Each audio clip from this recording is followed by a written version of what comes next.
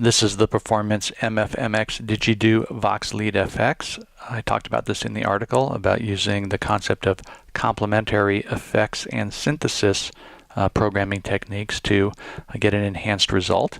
It uses the motion sequences, fixed frequencies, and other traditional FM programming to get the vocal shifting formant effect, and it is enhanced by adding on top of that motion sequence modulations of the Talking Modulator effects processing. So this is what it sounds like. So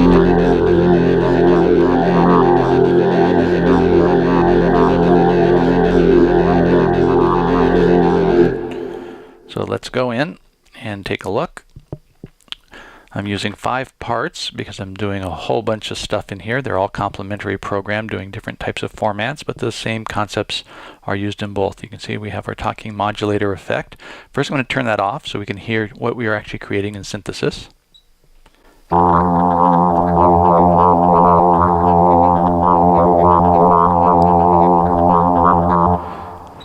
So that is all done with our motion sequencer. I am using 2 lanes. And let's go in here. So we have a 8-step pattern in lane 1.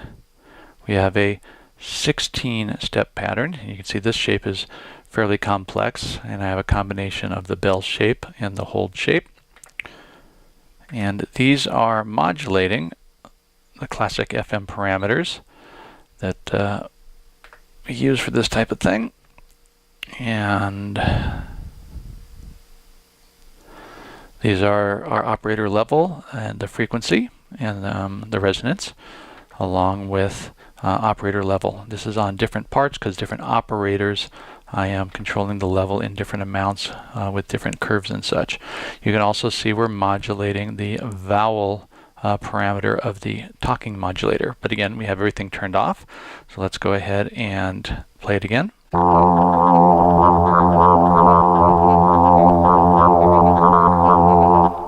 Now if I turn off our motion sequence, it's going to sound like this. So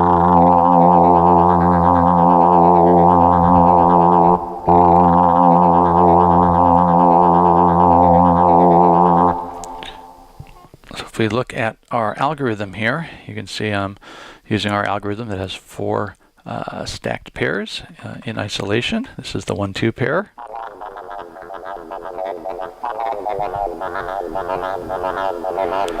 And you can see here for operator 1 we're using a ratio, but it's a non-integer ratio. For operator 2 we're using a fixed frequency with some pitch modulation.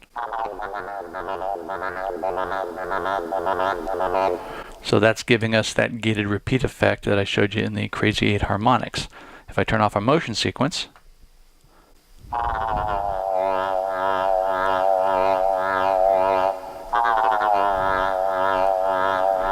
we still have harmonic shifting because of the LFO gating tremolo effect of this. Let's go to our 3-4 pair. So this part is very soft. Let's turn up our levels here.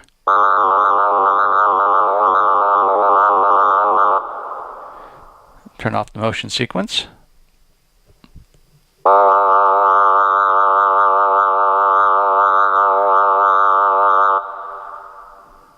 And our harmonic shifting in there is basically coming from the fact that these 2 operators are not perfectly in tune. We have one at 7.08 for our carrier and 1.0 for our modulator. Here's our operator 5-6 stack.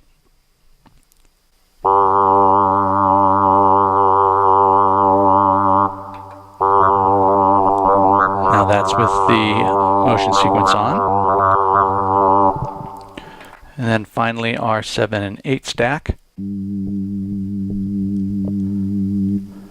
that's just sort of our bass underlying tone there. So turn them all back on and make sure our motion sequence on. So this is the synthesis portion.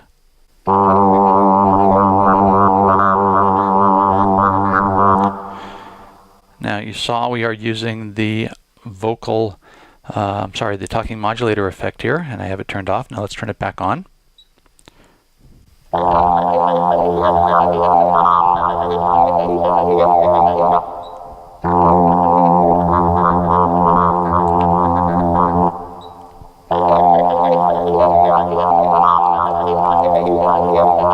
So we're using that to enhance the vocal format shifting we set up in the synthesis portion by modulating our vowel setting here. Right now the default is set for the U sound, and our modulation control, which is simultaneously both motion sequence lane 1 and lane 2, modulating in different ways. I'm doing a negative modulation with the standard curve from motion sequence 2. I am doing it with the standard curve in a bipolar manner with motion sequence 1. So these are going to interact together to randomly shift that up and down from the default U setting. So we get this effect.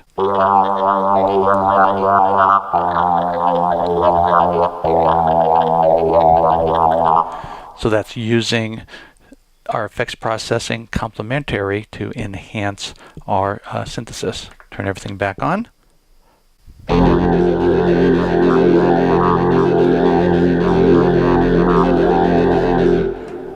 Now if we turn off our motion sequence, we're going to turn off the modulations for both the effects and the synthesis.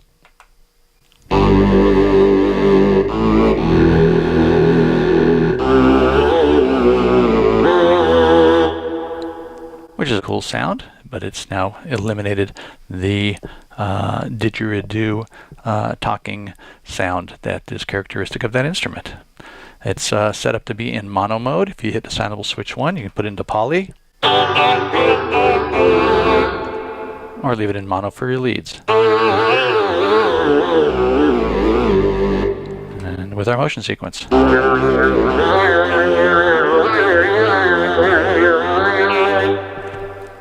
So this is a real cool effect where we've used the effects to enhance our synthesis timbre.